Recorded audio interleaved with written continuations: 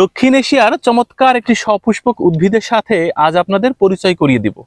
একে বলে কেউ, কেউ বলে কেউমূল, এর নাম হচ্ছে ক্রেইফ জিঞ্জার, বলে হোয়াইট কস্টাস, মালে জিঞ্জার, অনেক নাম আছে। সেটা যাই হোক, এটা ভীষণ ঔষধি গুণসম্পন্ন গাছ বটে। সাধারণত স্যাঁতসেঁতে, ভেজা এবং জলের কিনারায় এরা জন্মাতে পারে। পাতার পেছনে একেবারে সফট মখমলের মতো, খুবই আরামদায়ক এক অনুভূতি হয় স্পর্শ করলে। এই গাছের পাতার রস, কাণ্ডের রস, মূলের রস সবই ঔষধি গুণসম্পন্ন। এটা কৃমিনাশক।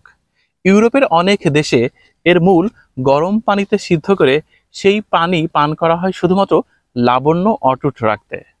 দেখেন, এটাকে বলা হয় প্রদাহ প্রতিরোধক। অর্থাৎ আপনার শরীরে জ্বালাপোড়া থাকলে তখন আপনি এই গাছের পাতার রস ব্যবহার করতে পারেন। কিংবা যদি কখনো আপনার মনে হয় যে চর্মরোগ হচ্ছে, সেই ক্ষেত্রেও এই গাছের পাতার নির্যাস ব্যবহার করা হয়। আফ্রিকার অনেক দেশে এই গাছের পাতা রান্না করে খাওয়ার প্রচলন রয়েছে। যদিও এ সমস্ত তথ্য আমরা বই পুস্তক থেকেই সংগ্রহ করেছি, তাই কোনো কিছু খাওয়ার আগে বা গ্রহণ করার আগে কিংবা নিজের শরীরে প্রয়োগ করার আগে বিশেষজ্ঞের পরামর্শ ব্যতীত করবেন না। আমরা শুধুমাত্র গাছকে পরিচিত করাই। এটা একসময় অনেক দেখা যেত, ইদানিং কমে যাচ্ছে। এইটা নিয়ে আরেকটা বড় বিভ্রান্তি আছে। সেটা কি? এই গাছের পাতা একেবারে দেখতে ইনসুলিন প্লান্টের মতো, তাই অনেকে ইনসুলিন প্লান্ট বলে ভুল করে থাকেন। একদমই করা যাবে না। এই সফট সাদা রঙের ফুল বিশিষ্ট এবং এই যে আনারসের মতো দেখতে বিশাল বড় মঞ্জুরি, এটা মূলত কেউমূল। কেউমূল চেনার আর একটা সহজ উপায় হচ্ছে এর পাতার পেছনে মখমলের মতো একটা স্পর্শ পাবেন।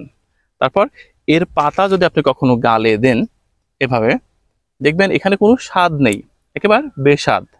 আর ইনসুলিন প্লান্ট টক লাগবে। সুতরাং পার্থক্য হচ্ছে এই জায়গায়। ইনসুলিন প্লান্টের পাতা টক আমড়ার পাতার মতো, আর কেউমূলের পাতা একেবারে পানসে স্বভাবের। আর ইনসুলিন প্লান্টে তো এরকম ফুল হবে না কখনোই, ওরা তো একটু হলদে টাইপের ফুল হয়। আর এটা হচ্ছে একদম রক্তিম লাল রঙের। তাহলে আজকে চমৎকার একটা উদ্ভিদ সম্পর্কে আমরা জানলাম, যার নাম হচ্ছে কেউমূল, ক্রেইফ জিঞ্জার, মালে জিঞ্জার কিংবা হোয়াইট কাস্টাস।